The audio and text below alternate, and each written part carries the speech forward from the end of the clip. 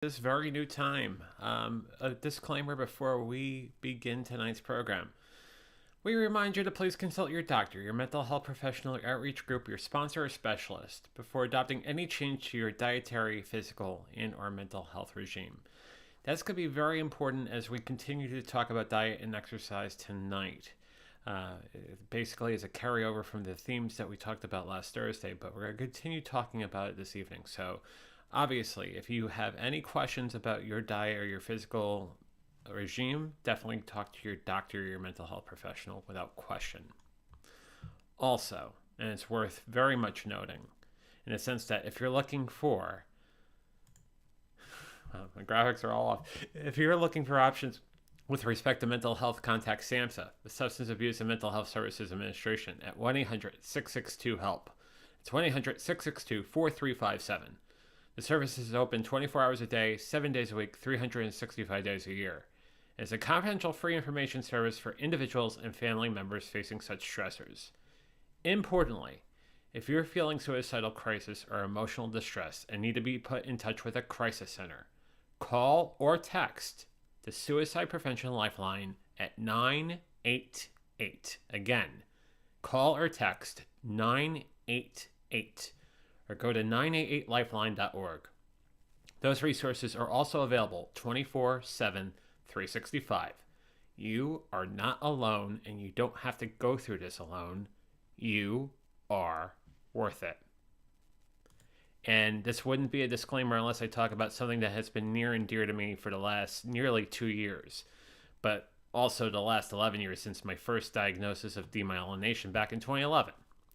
The National MS Society is a collective of passionate individuals who want to do something about MS now, to move together towards a world free of multiple sclerosis. Multiple sclerosis is comprised of unpredictable and often disabling flare-ups of the central nervous system. Such flare-ups disrupt the flow of information. Sorry, there's something in my throat. Such flare-ups disrupt the flow of information within the brain and between the brain and the body. The National MS Society is the largest private funder of MS researchers in the world. They're investing more than $1 billion to date. MS stops people from moving, but the National MS Society exists to make sure that MS doesn't. To contact the National MS Society, please call 1-800-344-4867. Once again, 1-800-344-4867. Or go to their website, nationalmssociety.org. Thank you. Thank you to all of you who have gone to the National MS Society to learn more about demyelination and multiple sclerosis, or have even gone to the National MS Society to donate money to this amazing organization. They do so much for us with multiple sclerosis, and our family and friends that are basically working with us in trying to get a better up on multiple sclerosis and its intricacies.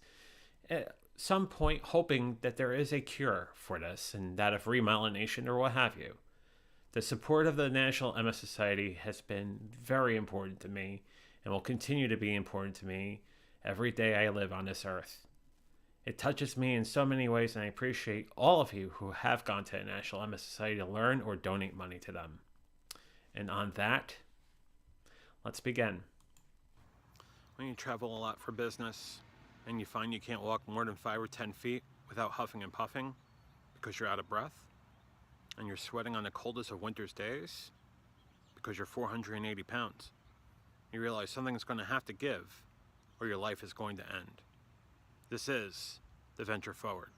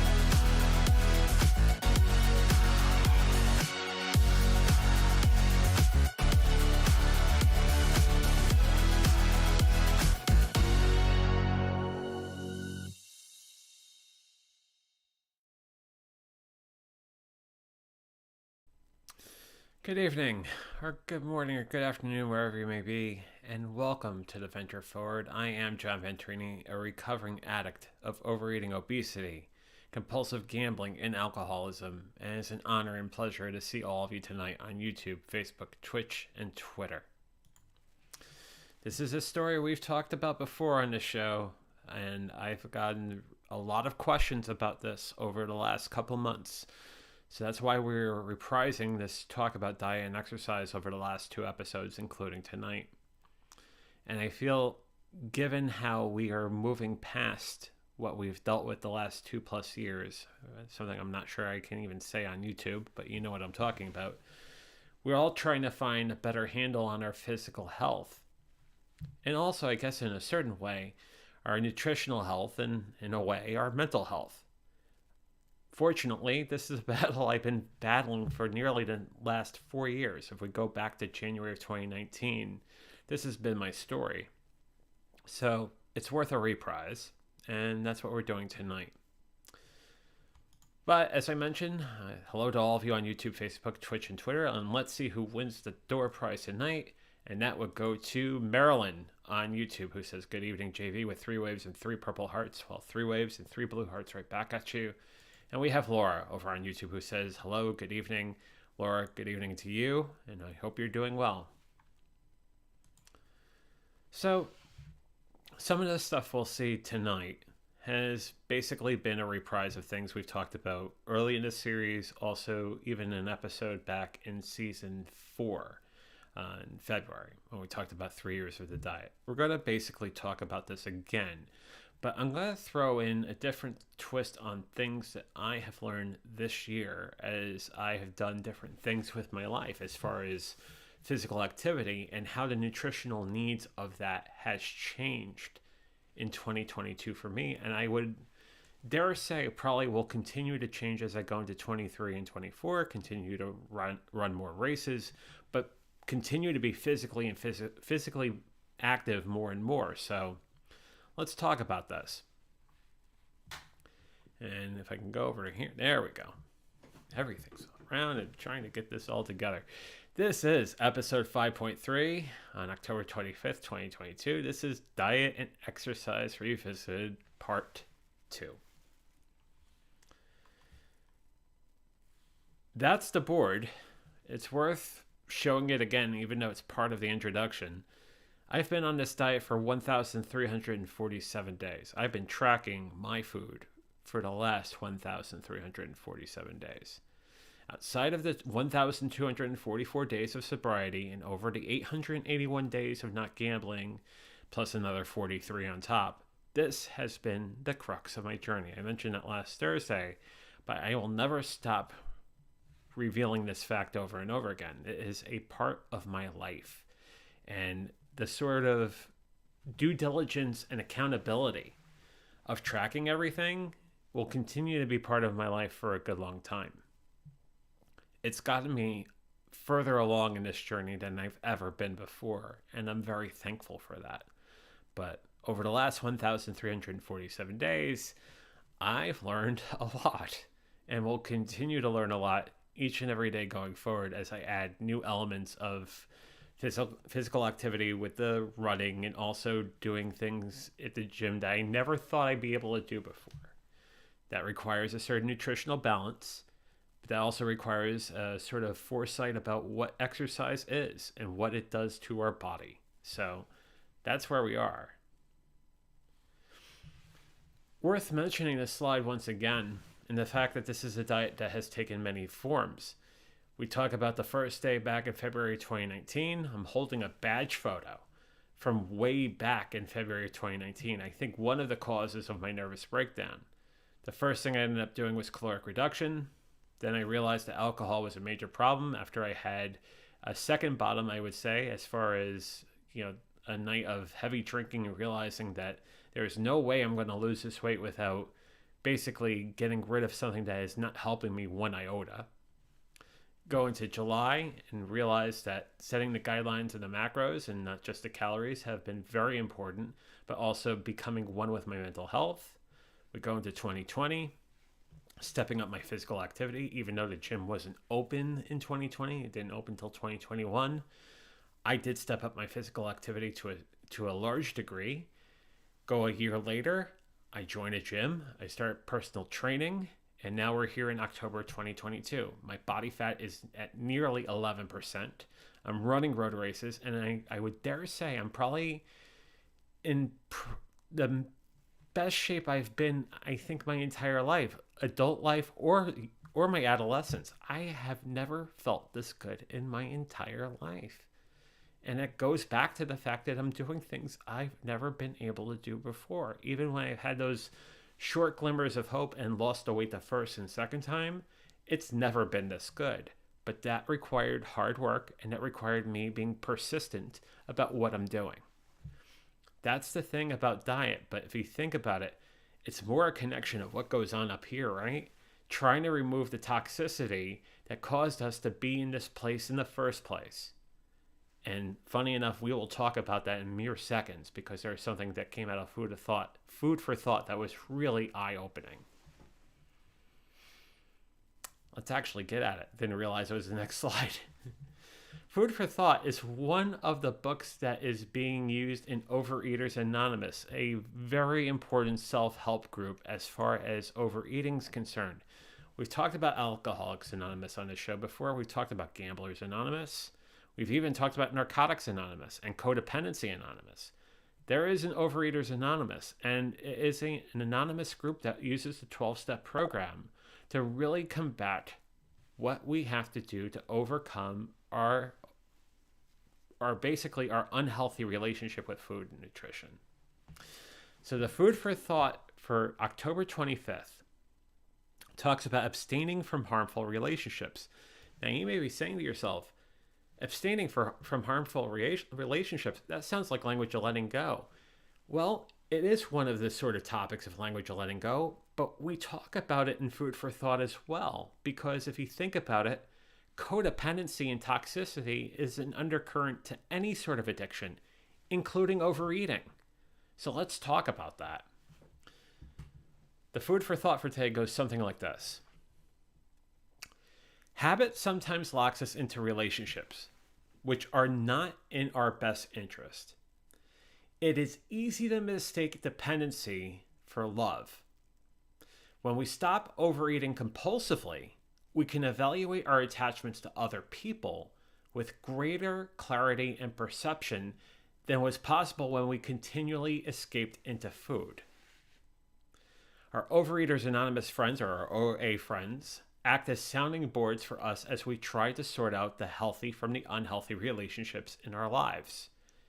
We may find that for our continued growth, we may need to move away from our emotional entanglements, which are hampering our progress with the program. Abstaining from a harmful relationship can be just as difficult as abstaining from compulsive overeating. The same physical restraint is necessary to keep ourselves from following old habit patterns. By taking step 3, which would be deciding to turn our will and our lives over to the care of the universe as we understood it, we make all of our relationships with other people subject to the will of our higher power. When God comes first, other loves fall into their proper places. Show me how to love. And that is food for thought. When we refer to God in this program, it could refer to greatest orderly direction or greatest orderly direction. But, for some of us, God could be any God you choose. It talks about the universe and talking about that higher power and that ability to surrender. So we refer to God sometimes with an asterisk next to it. We refer to the universe, but we're talking about that ability to surrender to senses that are beyond ourselves, to find the calling we need to move forward in this life. Laura put a comment up that says tracking food is great. Absolutely. I couldn't be anywhere where I need to be without the ability to track food. So yeah, tracking food is very much paramount to all of those.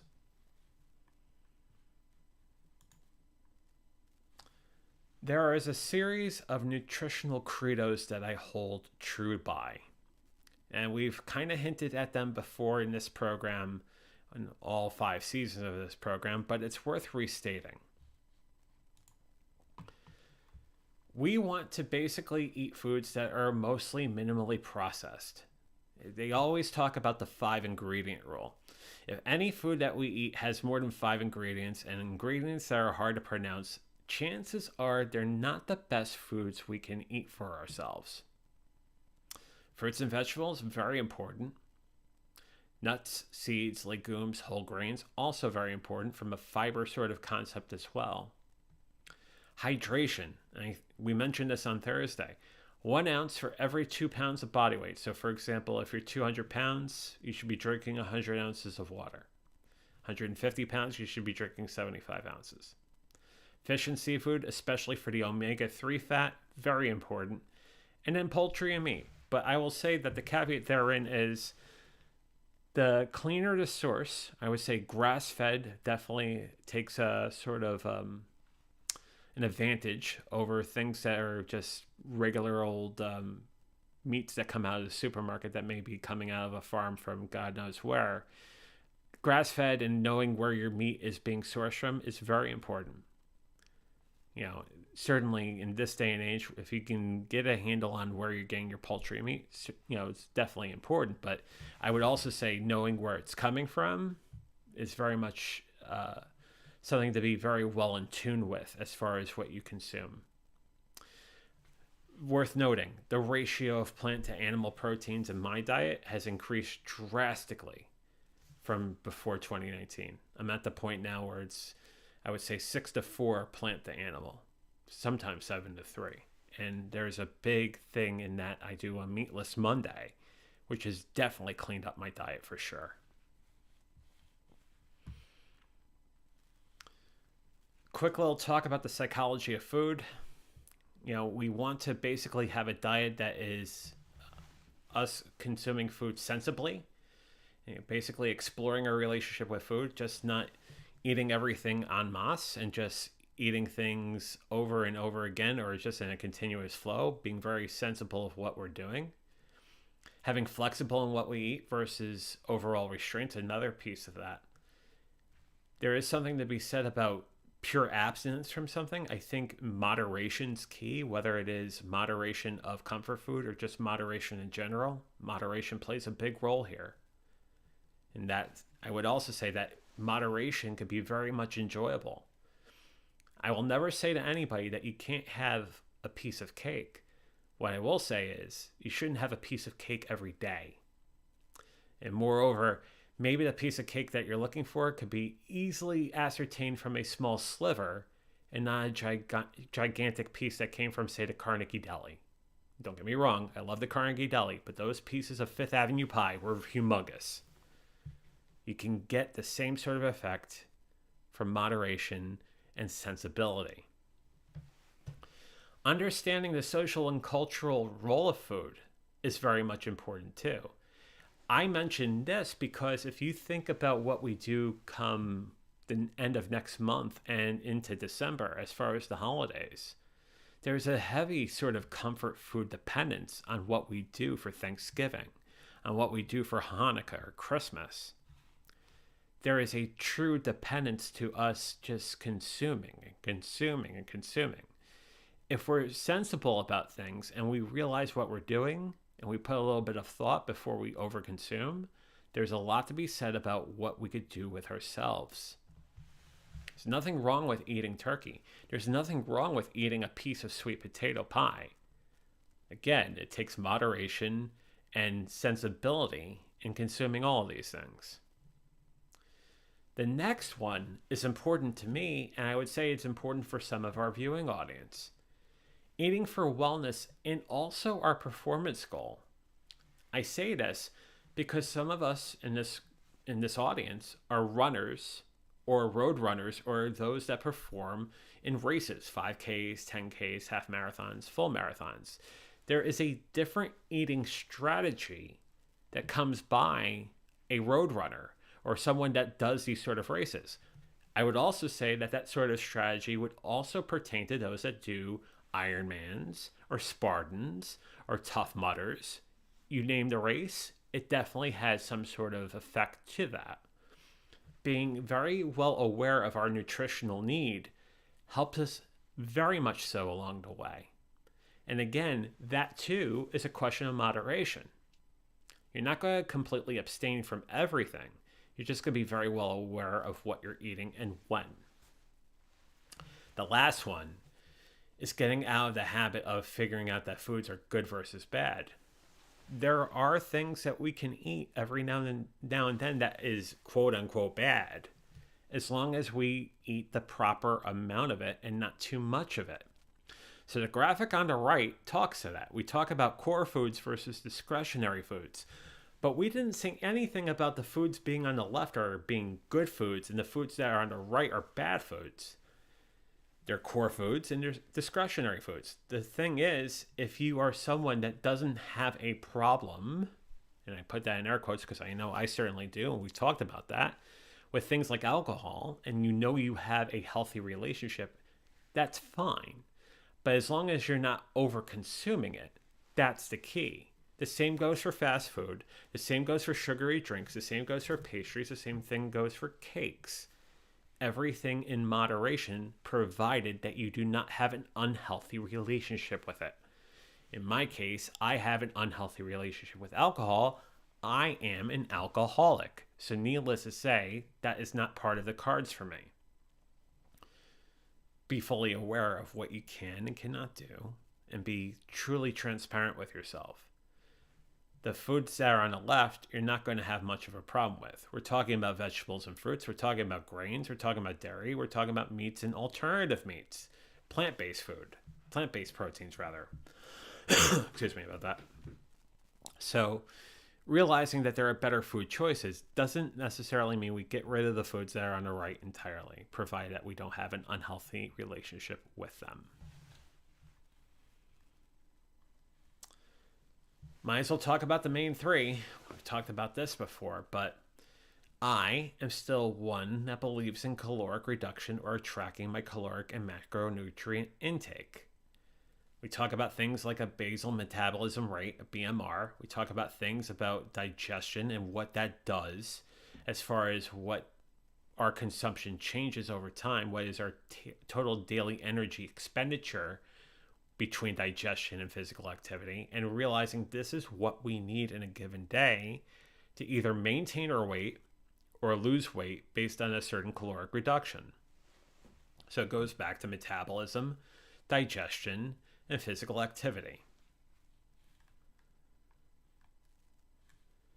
It's worth me noting, and I'll never stop noting this, is the dietary tools that the dietary tracker of choice for me is Lose It.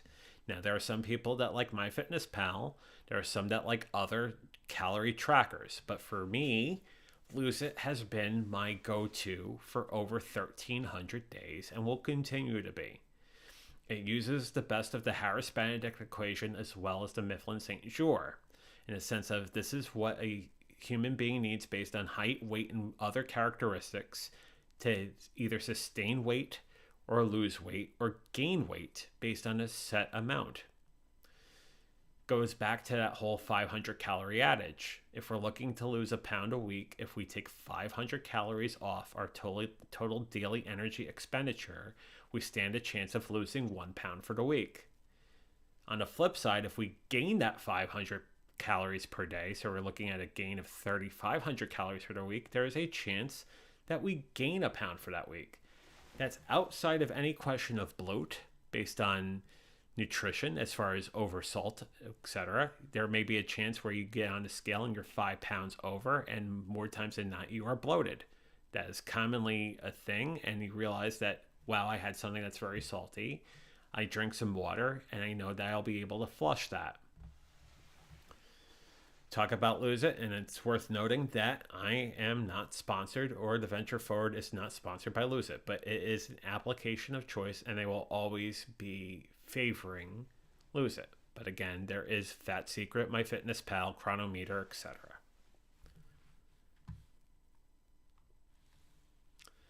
We could talk about the BMR through the Harris-Benedict methodology. The equations are on your screen right now. For the sake of not repeating what we've talked about back in February, the thing that's worth mentioning is that there are a simple calculation to figure that out, but if you use something like Lose It or MyFitnessPal, you can have that calculated for you based on your age, based on your gender, and based on your height and weight. A very important thing we also talk about is that the BMR, your metabolism rate, is not your total daily energy expenditure. If you work out a lot, your total daily energy expenditure is going to provide a larger number. For example, in my case, I work out every day. I work out on average about 90 minutes a day. So I'm multiplying my metabolism rate by about 1.9. In my case, I'm looking at about 3,680 calorie per day sort of regimen. Some days it's below, some days it's above, but everything, as I said before, in moderation. It's also worth noting that in the sense of tracking calories, a calorie is not a calorie. So we talk about proteins, we talk about carbohydrates, we talk about fats.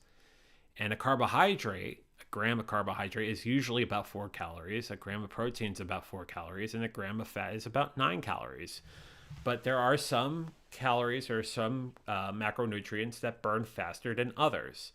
And if we think about the foods that are on the green list, the things that were on the core foods, the foods that we are saying not necessarily are good foods, but foods that we should be eating more of, we know that they're going to be able to sustain us for a longer period of time. As we talk about bad foods, we talk about those cookies and sweets. They're going to be foods that don't necessarily sustain us for a long time, and they could be nutritionally dense with things that don't hold energy just as well.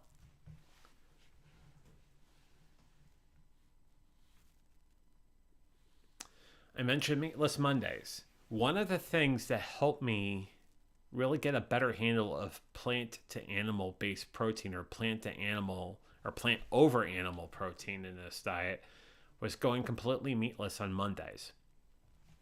As someone who follows the concept of Lent during the springtime before Easter, and basically does a Lenten practice of eliminating meat for many days during Lent, Meatless Monday is a continuation of that throughout the rest of the year. I think this is something that really allowed me to eat a lot more healthy. Fruits and vegetables became a very strong component of the Monday diet for me. The other thing that's worth mentioning is I used to be, and I've mentioned this before, but I have to go back here for a second. I used to drink a lot of soda. And if you think about soda, and we think about some of the cardinal rules we talked about earlier, it has a lot of ingredients that are hard to pronounce, that are just chemicals. And at the end of the day, Lord only knows what that's doing to you. So if we can basically truncate that down to a minimum, if at all, we are doing something a lot better. As far as eliminating cream and half, there is a little bit of a sensation in the sense that it is an inflammatory, and it causes congestion and I feel bad saying this, but mucus and whatnot, and that's not really a good thing for me to have either. When I switched that to almond milk, I don't have that sort of problem. So now that becomes a question of not just the food sensitivity from a caloric perspective or a macronutrient perspective, but it's also realizing what food does to you and being better in tune with that.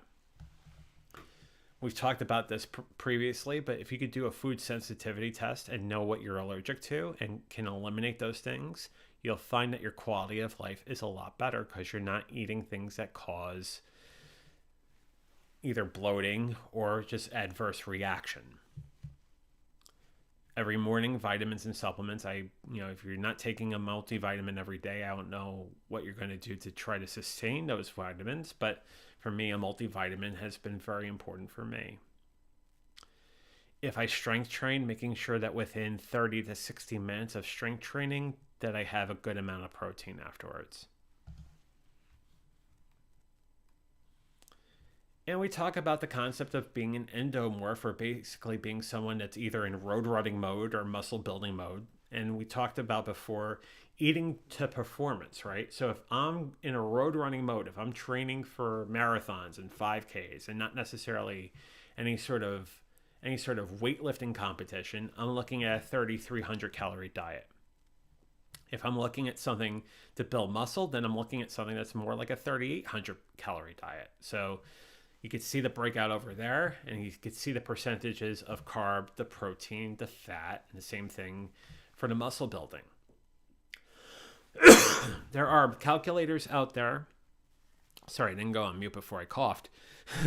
There are calculators out there on like calculator.net that can calculate your macros, that could basically tell you exactly the best way to go through this. Joining us on YouTube is Rich Vibes. Rich, glad to see you this evening.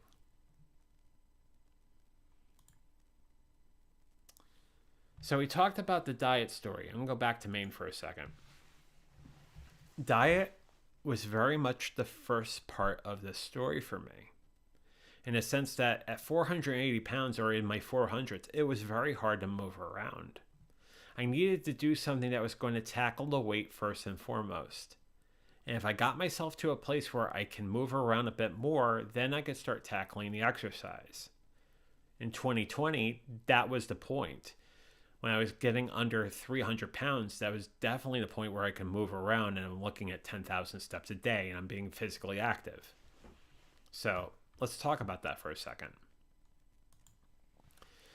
Before May of 2021, I was at a point where I was doing a lot of cardio. And they say that for people that are trying to lose weight, cardio and heart health is very much important. So you're looking at 65 to 70% cardio, 30 to 35% HIIT or high interval impact training and strength training, and averaging about 7,000 steps a day. Now, I do a lot of strength training, 3 hours of functional training, 1 hour of boot camp or high interval intensity training, and soon to be 2 hours. There's going to be another boot camp class coming soon.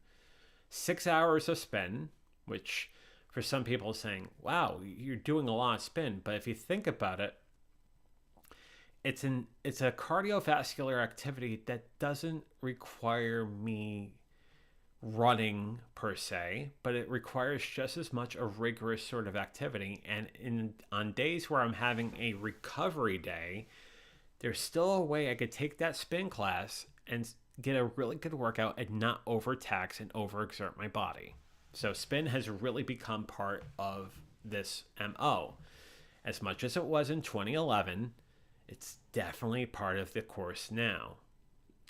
As far as the runs, we're talking about pace runs, speed drills, fartleks, which basically is high intensity for a very short period of time, and then a low for a little while before you do your next interval. Hill runs, long runs. Long runs are very much important, especially when training for a half marathon or a full marathon. If training for a half marathon, your longest long run should be about 10 miles. When training for a marathon, your longest long run should be about 20 miles, and it only happens once, and it should only happen 5 to 6 weeks before the race. But you keep on working up to that. Now, there are programs out there that can talk about as far as Marathon Handbook is one of them. Run with Hal, or the Hal Higdon program, is one that a lot of people use. And I don't have that up on this graphic, but if you want to talk about the proper ways to train, those are definitely two of the places to go. Another good place to realize, or another good resource to go to, is, I would say that there are a lot of people within this group that can help you as well.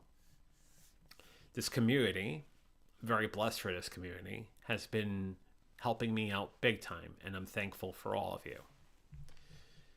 At the end of the day, I'm looking at about 12,000 to 20,000 steps per day.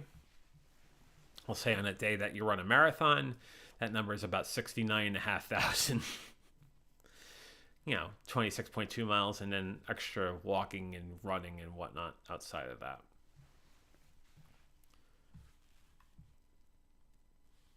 Goals. So just as much as we have dietary goals, it's really good to have exercise goals as well. And this is a slide that I first showed or shown back in February of this year, it's worth getting back to this slide again. That at some point I want to be down to 11% body fat. As of over the weekend, I'm at 12.1. It's the lowest amount of body fat I've ever had in this entire life of mine. So I'm definitely close to that 11 number. As far as the walk, jog, runs, well, I did a half marathon back in March. I did a full marathon earlier this month. And I did the walk MS, but I have 2 5Ks, a 10K, and another half marathon scheduled over the next 4 to 6 weeks. So I will be able to check every single box off that I wanted to check for this year, as far as finishing a 5K, a 10K, a half marathon, and a full marathon. But again, it talks about having goals and sticking to them.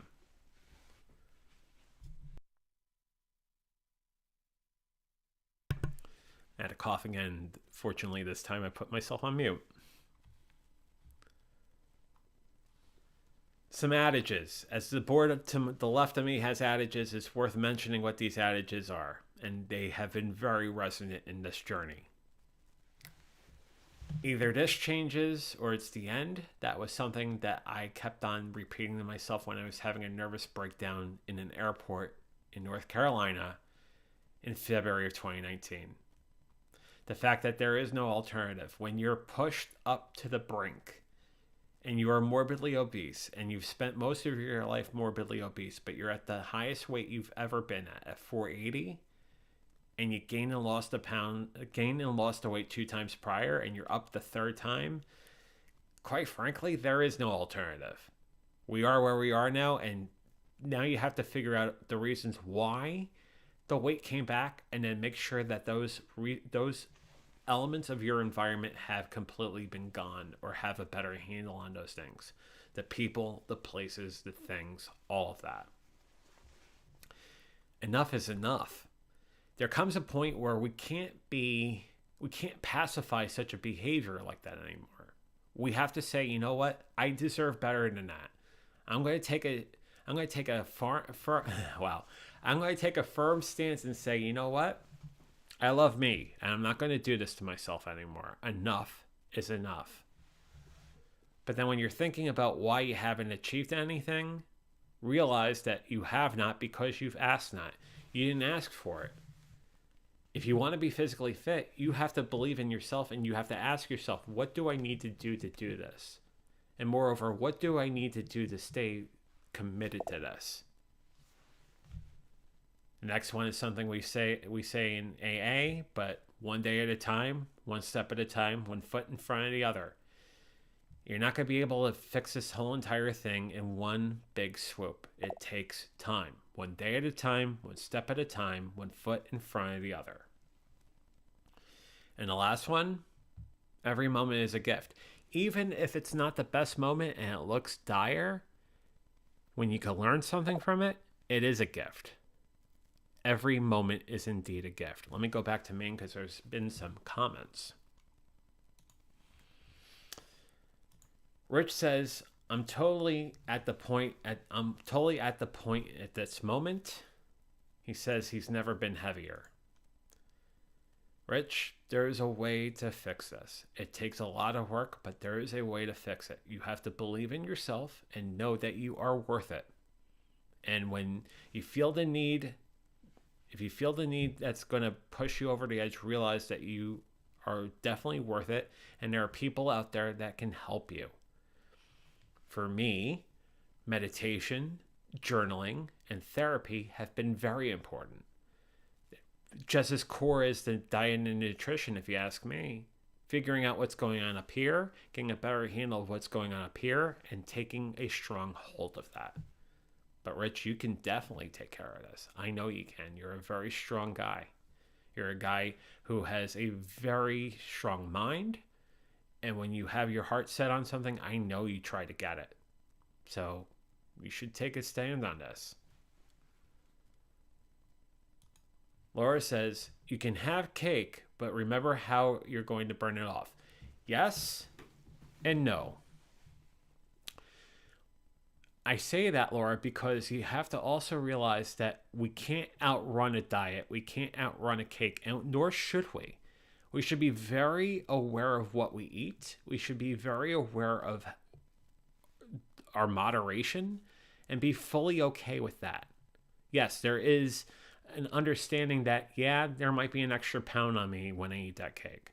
But we have to be okay with it and not setting up some sort of nutritional parameters saying, okay, if I'm going to eat that cake, I'm going to need to run 5 miles tomorrow. It doesn't really work that way. But being fully aware of it and having mindful eating about this is all the difference. But I do agree. I'm going to bring up your comment once again. I do agree that we have to be mindful in our eating. So you're right, but it's not a question of a quantitative discussion at that point. It's being mindful of what we're doing. Rich says, I don't eat a lot. I just eat crap. If you could think about what you're eating, you could think about the content of what you're eating and making some sort of proviso saying, you know what, I'm going to eat foods that make me feel really good, but are not full of ingredients that have 59 words to their list or 59 letters to the ingredient list. Well, that's something to be said. There is something true about eating things that are natural and how good you feel from eating natural things. So, like I said, it does take work, but you're doing this work for you because there is only one you, Rich. It's the most important you there is. So you should take care of them. I'm very fond of that, Rich. And I know that you're very fond of that, Rich, too. So do what's right for you without question. And on that, let's talk about language of letting go, because this also plays into what we've discussed today. In that, we talk about letting go of the past. And I know the beginning of this language of letting go is a bit religious, but there's a reason for it. So let's get at it. Language of letting go for October 25th, letting go of the past. In Psalms chapter 139, verse 16, and you'll rarely hear me say a Bible verse and chapter on this show, but there you go. Psalms chapter 139, verse 16 says, In thy book were written, every one of them, the days that were formed for me, when yet there was none of them. Some people believe that each of our days were planned, divinely ordered, if you will, before we were born. God knew, they say, and planned exactly what was to transpire. Others suggest we anticipated in planning our life, the events, the people, the circumstances that were to take place in order to work through our issues and learn the lessons we needed to master. Whatever our philosophy, whatever our religion, whatever our theology, if you will, our interpretation can be similar. Our past is neither an accident nor is it a mistake. We have been where we needed to be with the necessary people. We can embrace our history with its pain, its imperfections, and its mistakes, even its tragedies. It is uniquely ours. It was intended just for us. Today, we are right where we need to be. Our present circumstances are exactly as they need to be. For now. Today, I will let go of my guilt and fear about my past and present circumstances. I will trust that where I have been and where I am now are right for me. And that is the language of letting go. Some comments. Rich says, thanks, buddy. I'm going to journal my days. Yes, absolutely. Lose It is definitely my tool of choice, but there are a lot of good tools out there, and it's just finding one that works for you. Laura, on the other hand, is a fan of MyFitnessPal, and that's just as good. So you have two recommendations there. MyFitnessPal, Lose It, Chronometer, Fat Secret. They're all really good apps out there that can help you. There are apps that you could track online. You can use your phone to track. It can even be integrated with your smartwatch. This way, you're having not only a diary or a journal of what you're eating nutritionally, but it also talks to your physical activity as well, your exertion. So it works that sort of melange. It's like, I ate this much, I exercise that much, this is my net. So with Lose It, and go back to the one I use, it definitely does that to a very large degree. The one thing I will also say about Lose It, it now has intermittent fasting as part of the program. So if you're doing a 16-8, it brackets off a window for you to eat in those 8 hours with the 16 hours of fasting around it. Whatever your method of choice is, it will work that way for you. And I'm sure MyFitnessPal does the same, but again, I talk on the application I use, which is Lose It.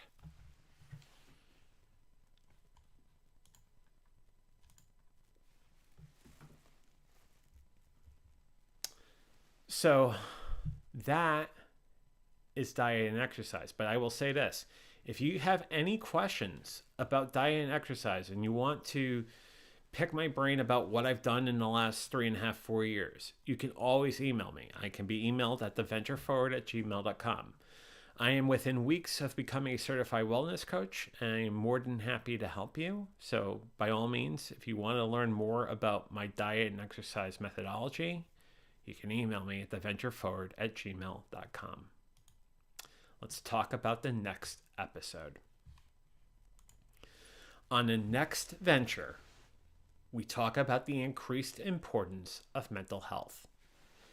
When basically use of services like BetterHelp and Cerebral are growing exponentially in the last 6 to 12 months, but definitely during the last 2.5 years of our giant global health emergency, we need to talk about the importance of therapy, the importance of getting that sort of regular check-in with either a social worker or a psychiatrist or a psychologist. It is just as important as seeing your PCP, your primary care physician, what have you. In the episode, we'll talk about the systems that I use, the sort of modalities that I use in my journey, in that of internal family systems. But we'll also talk about things like CBT, cognitive behavioral therapy, and others. We'll also talk about the many different sort of avenues you can go down as far as getting the mental health help you need. Whether it's a question of finding a psychiatrist, psychologist, or a social worker through BetterHelp, Cerebral, or even in person at Psychology Today, great directory of psychiatrists over there. Or in a case of ideation, and we never want to talk about that, but if you're feeling crisis, you dial 988. We talked about that in the open, and we'll mention it again before we're done with this episode. In fact, let me go back to Maine and remind you of that very thing. And the fact that if you're feeling suicidal ideation and need to be put in touch with a crisis center, call or text 988. Again, 988. Or you can go to 988lifeline.org. This was a number that was created back in July to give fast access to suicide prevention and also critical mental health centers, talking to those that are dealing with, or mental health centers for those that are dealing with mental health emergencies. So again, if you are having that, call 988. And as we said in the open, it is the most important thing to realize that you're not alone and you don't have to go through this alone. You are worth it. So I'm going to talk more about that on Thursday. And again, I'll bring up my email real quick. If you have any questions about diet and exercise and all of that, or if you have any ideas for any future episodes of The Venture Forward, please go ahead and email me at theventureforward@gmail.com. Again, theventureforward@gmail.com. Thursday night, we talk about mental health. Friday, we do what we do every Friday night. We have a conversation about anything and everything on VF Talks with Matt Haas, Paul Burke, and all of you at 6:30 Eastern. So the episode about mental health is Thursday night at 9 Eastern, 6 Pacific. VF Talks is Friday night, 6:30 Eastern, 3:30 Pacific. But until next time, I'm going to say the same thing I say at the end of every venture forward in VF Talks. Stay safe, stay sane, stay strong, stay sober. You're worth it. Have a wonderful night. We'll see you Thursday night for the next episode of the Venture Forward at 9 Eastern, 6 Pacific. Take care of yourselves. I love you all, and fly, be